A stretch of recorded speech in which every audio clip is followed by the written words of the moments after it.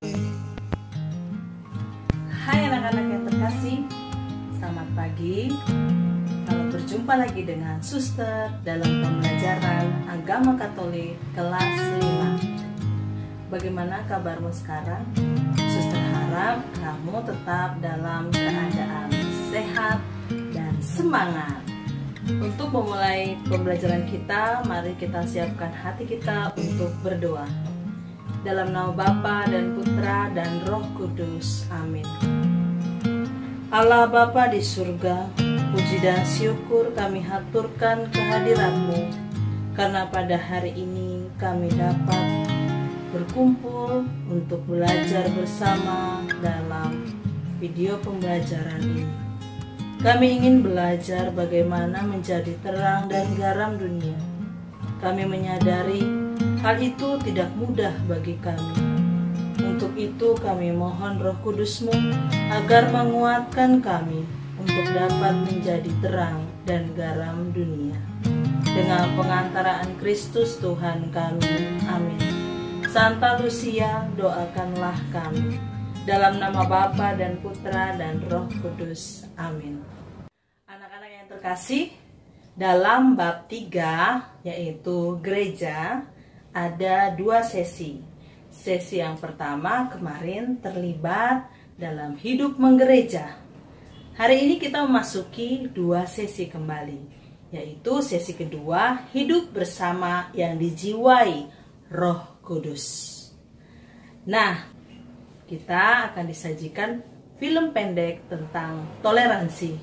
Selamat menonton.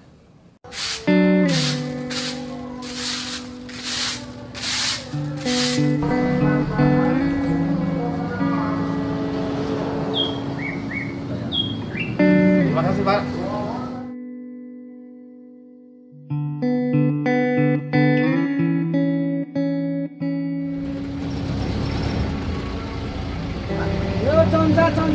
Concat, terminal, concat, ya, concat. Gini Pak. Ya.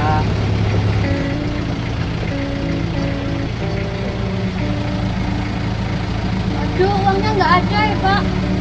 Nah, gimana? Cari dulu, Pak. Ini untuk setoran ini nanti juragan ini gimana ini? Uangnya hilang Pak. Udah, Pak, pakai ini aja, Pak. Makasih, Pak ya. Oh ya, sama-sama. Aduh, makasih deh Pak. Ya, sama-sama. Mari Pak. Mari.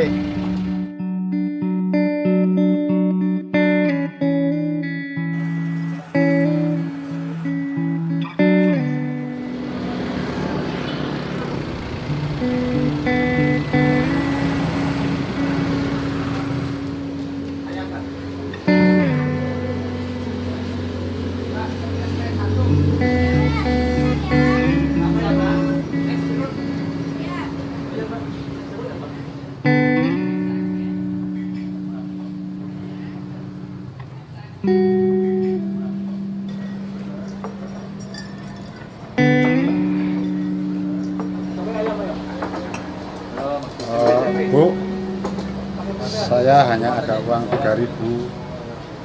Dapat apa ya, Bu? Wah, cuma dapat nasi saja Pak. Gak apa-apa lah. Ini. Iya, sebentar ya Pak. Ya.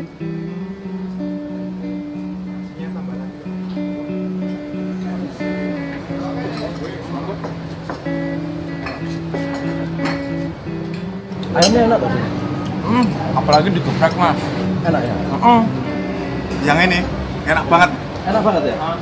Ya, kalau saya masih belum berani sih pedasnya itu, Mas. Pak, silakan dimakan. Oh ya, terima kasih. Iya.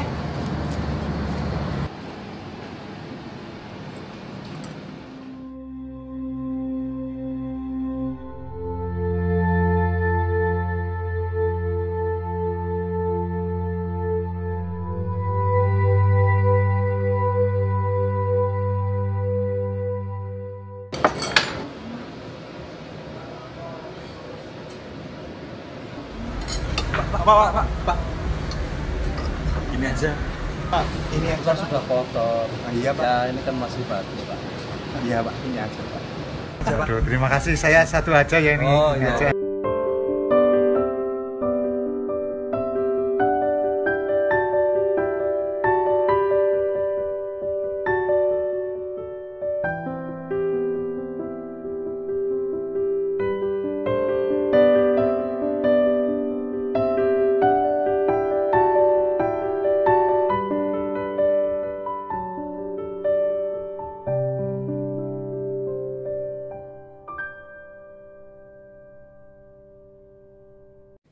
Bagaimana tadi udah menonton film pendek tentang toleransi? Pertanyaan yang akan mendalami film tersebut menjadi tugasmu yang pertama dalam minggu ini dan berbeda dengan minggu depan. Yang pertama, bagaimana menurut pendapatmu situasi yang terjadi dalam film pendek tadi? Yang kedua, agama apa saja yang dianut dalam film itu? Mengapa mereka mau berbagi dan menolong? Yang keempat, apakah kamu juga akan melakukan hal yang sama? Berikan contohnya. Semua orang dalam kebersamaan dengan orang lain selalu mengharapkan adanya situasi yang rukun dan damai. Namun, apa yang diharapkan tersebut tidak selalu dapat terjadi. Dalam hidup bersama, kadangkala kita akan menghadapi konflik, salah paham, perkelahian, cekcok, dan sebagainya. Coba kamu perhatikan dalam hidup bersama di rumah juga yang adik kakak, saudara juga bisa terjadi pertengkaran. Di tengah suasana perselisihan atau bahkan perang, selalu saja ada orang-orang yang mengusahakan penyelesaian dengan jalan damai. Tokoh-tokoh dan anggota masyarakat selalu berupaya untuk membangun hidup yang rukun dan damai. Kehidupan bersama dalam kehidupan untuk menolong dan berbagi dengan sesama, tidak memandang dan tidak membeda-bedakan golongan, agama, suku, pekerjaan, dan sebagainya. Seperti kehidupan bersama yang terjadi dalam film pendek Toleransi yang tadi kamu tonton. Nah, sekarang kita akan mendalami kitab suci, yaitu Injil Tuhan kita Yesus Kristus menurut Santo Matius bab 5 ayat 13-16, juga Injil Tuhan kita Yesus Kristus menurut Santo Lukas bab 22 ayat 33-40. Nah, suster harap kamu sudah membacanya. Ye are the salt of the earth, but if the salt has lost his savour, wherewith shall it be salted? It is thenceforth good for nothing, but to be cast out and to be trodden under foot of men. Ye are the light of the world. A city that is set on a hill cannot be hid. Neither do men light a candle and put it under a bushel, but on a candlestick, and it giveth light unto all that are in the house. Let your light so shine before men, that they may see your good works and glorify your Father which is in heaven. Pada waktu itu, Tuhan Yesus disalibkan di Bukit Golgota, yang berarti tempat tengkorak. Tuhan Yesus disalibkan bersama kedua penjahat, yang seorang di sebelah kanan dan yang seorang lagi di sebelah kirinya. Banyak orang berkumpul dan melihat Tuhan Yesus disalibkan. Para pemimpin-pemimpin yang adalah imam-imam kepala, ahli-ahli Taurat, dan tua-tua mengejek Tuhan Yesus. Katanya, orang lain ia selamatkan, biarlah sekarang ia menyelamatkan dirinya sendiri. Ada juga prajurit-prajurit yang mengolok-olok Yesus dan berkata, "Jika engkau adalah raja orang Yahudi, selamatkanlah dirimu." Bukan hanya itu saja, ada juga sebuah tulisan yang diletakkan oleh orang Yahudi untuk menghina Tuhan Yesus. Tulisan itu diletakkan tepat di atas kepala Yesus ketika ia disalibkan. Tulisan itu adalah Indri, artinya inilah raja orang Yahudi. Seorang penjahat yang disalib juga menghujat Yesus. Katanya, "Bukankah engkau adalah Kristus? Selamatkanlah dirimu dan kami." Tetapi seorang penjahat yang lain berkata, "Yesus, ingatlah akan aku apabila engkau datang sebagai raja." Dan Tuhan Yesus menjawab katanya, "Hari ini juga engkau akan ada bersama-sama dengan aku di dalam Firdaus." Nah, adik-adik, penyaliban merupakan salah satu bentuk hukuman yang paling kejam yang pernah ada di dunia. Penyaliban adalah salah satu bentuk hukuman yang diterapkan dalam Kekaisaran Romawi. Pada zaman Yesus, para pemberontak dan pelaku kejahatan dihukum dengan cara disalibkan. Dalam adat istiadat Yahudi, orang yang disalibkan adalah orang yang paling terhina dan paling terkutuk. Dan bagi orang Yunani, orang yang disalibkan adalah suatu kebodohan.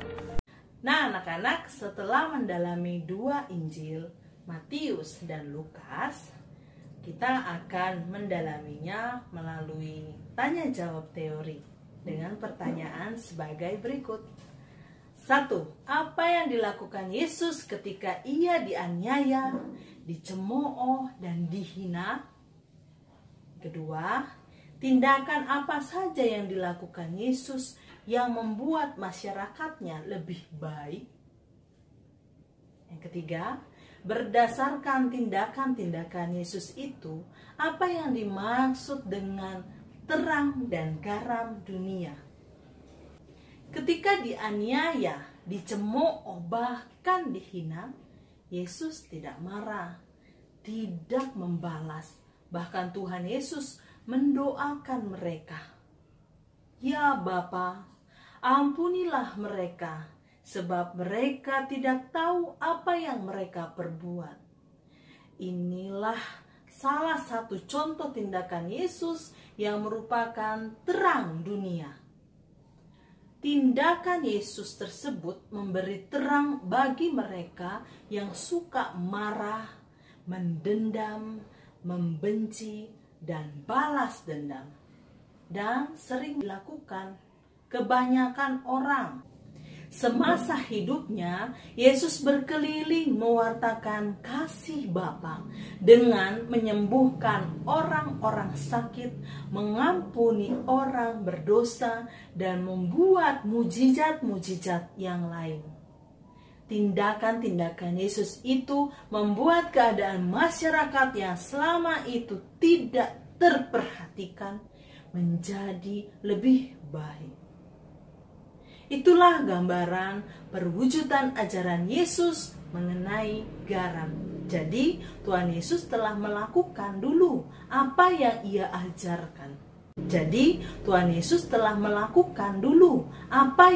ajarkan. Nah sekarang sebagai murid Yesus kita diperintahkan untuk menjadi garam dan terang dunia. Sehubungan dengan itu, kita perlu ambil bagian dengan mengusahakan semampu kita untuk membangun keadaan masyarakat menjadi lebih baik dan memberi teladan akan perilaku kasih dan damai.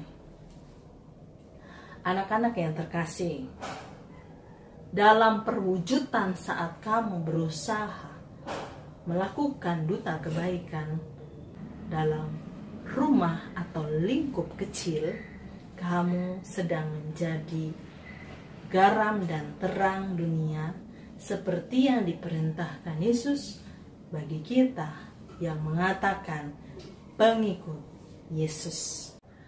Baik anak-anak yang terkasih, ada dua tugas. Tugas yang pertama adalah pada tanggal 26 hari ini sampai tanggal 29, silakan merekam dirimu menjawab pertanyaan 4 soal di atas yang dari film pendek. Yang ini ya. Yang lalu diupload video jawabanmu, kemudian akan diupload di e-learning dan sebagai tugas praktek nilai keterampilan untuk minggu ini. Sedangkan tugas yang kedua, tugas tanggal 2 sampai 5 Februari 2021 mengerjakan tugas tanya jawab teori yang tadi ya. Pertanyaannya dituliskan soalnya dulu di buku tugas, lalu dengan rapi. Kalau bisa diusahakan jangan ada coret-coretan ya. Lalu secara manual kemudian difoto dan diupload di e-learning yang sudah suster buka sejak jam 8 pagi. Baik anak-anak, Semoga dalam pembelajaran hari ini Roh Kudus selalu membimbing kita sehingga kita dimampukan menjadi garam dan terang dunia. Baik anak-anak yang terkasih, semoga dalam pembelajaran hari ini hidup kita hidup bersama dan dijiwai Roh Kudus dalam sesi kedua ini. Semakin kita mampukan menghidupinya bersama bimbingan Roh Kudus. Anak-anak yang terkasih, jangan lupa tetap jaga kesehatan, menggunakan masker, rajin cuci tangan, dan jaga jarak. Salam semangat, Tuhan memberkati kita. Berkah dalam Horas.